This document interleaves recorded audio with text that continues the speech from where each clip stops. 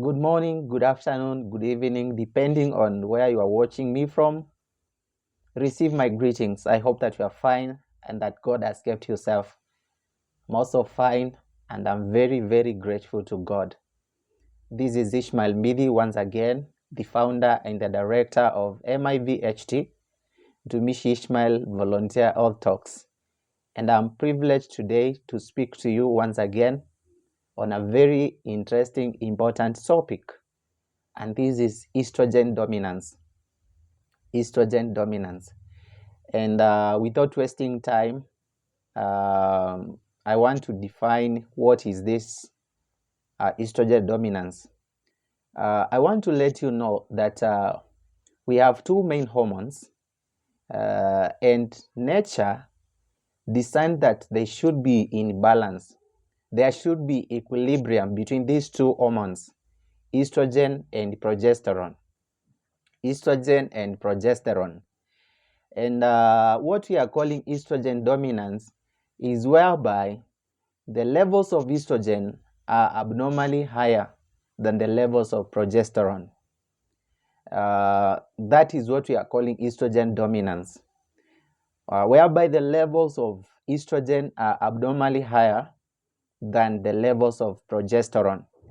Progesterone is the hormone that masks, that maintains a balance, creates a balance of these estrogen. So when we have high levels of estrogen, we are going to have what we call estrogen dominance. But before we continue, maybe I should let you know some of the functions of these hormones. Estrogen is the main hormone that causes secondary sexual characteristics in female. So it is a hormone that causes secondary sexual characteristics. It also regulates the menstrual cycle. It regulates menstrual cycle. It's also good for bone health in women. What are some of these secondary sexual characteristics? Maybe the growth of hips, the voice, the softening of the voice, the boobs, the buttocks. Yeah, those are some of the secondary sexual characteristics in female. So this hormone also estrogen is useful in reproductive system health. It's also good in mood regulation. It regulates mood in female, and it is also good for cardiovascular health. This is all about estrogen. What about progesterone? So progesterone and estrogen work together. Yeah, they work together. And progesterone is useful in thickening of the cervical mucus after ovulation. It is also called a fertility hormone because of its role in maintaining pregnancy, the fertility status of a woman. It is also a mood regulator and mental health. This progesterone also prevents estrogen from causing overgrowth of the endometrium, like it prevents estrogen from causing overgrowth in the uterus. This progesterone also regulates menstrual cycle, and as I said, it supports pregnancy. It's the main hormone that supports pregnancy. So having that knowledge in your mind, you can now guess what will happen when the levels of estrogen go high, what we are calling the estrogen dominance. I will be talking about estrogen dominance in women and also in male. Before we continue again, I want to let you know that both female and males have estrogen. Remember, I told you in my previous video on balanitis, if I'm not wrong, I told you that what we need to produce estrogen is testosterone. What we need to produce estrogen is testosterone. So testosterone is converted into estradiol. Estradiol is a form of estrogen. So this estradiol is, testosterone is converted into estradiol by an enzyme called aromatase through a process called aromatization. So we have conversion of testosterone to estradiol, which is estrogen. Therefore, testosterone is the precursor. It's like the raw material for estrogen production. I thought it is good. I remind you that we need testosterone to produce estrogen.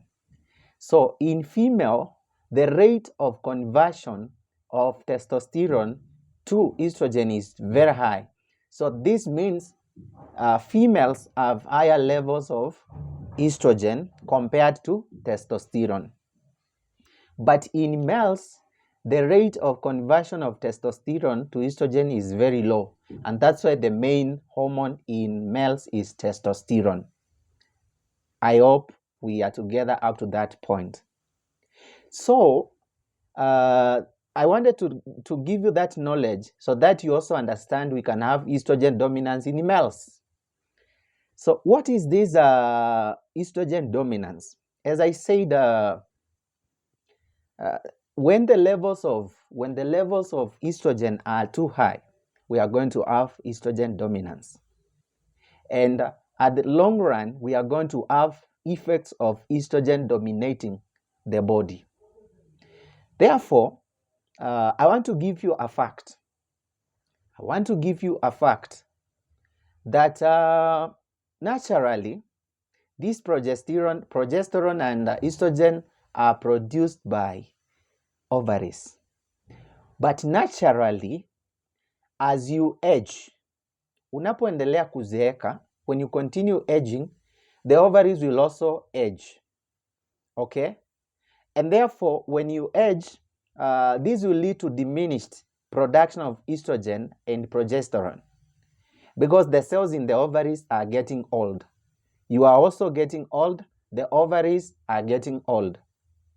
So when something is becoming old, when the ovaries are becoming old, the rate of production of progesterone and estrogen are getting low. The rate is getting diminished. But, okay, so if the rate is getting diminished, we expect that the levels will be low. Like the ratio between estrogen and progesterone is going to be equal. But in this scenario, where we have estrogen dominance, we are going to have, okay, the levels are reducing. The levels of progesterone and estrogen are reducing. But we are going to have higher levels of estrogen than progesterone. Why? Because of the diet. The diet that we take is feeding estrogen. The diets that we are taking are feeding estrogen. And this is because of our lifestyle. The foods that we are taking are rich in carbs, are rich in carbohydrates and sugars. And these are foods for estrogen.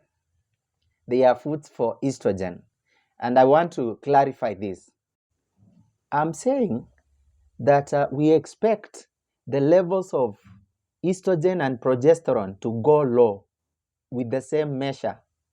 But in this scenario of estrogen dominance, we are going to have still higher levels of estrogen than progesterone. It is because the foods that we take are rich in estrogen. It's like we are feeding estrogen. Yes, the ovaries are getting old and the rate of production of these hormones is getting low. But still we are having diets that are rich in estrogen.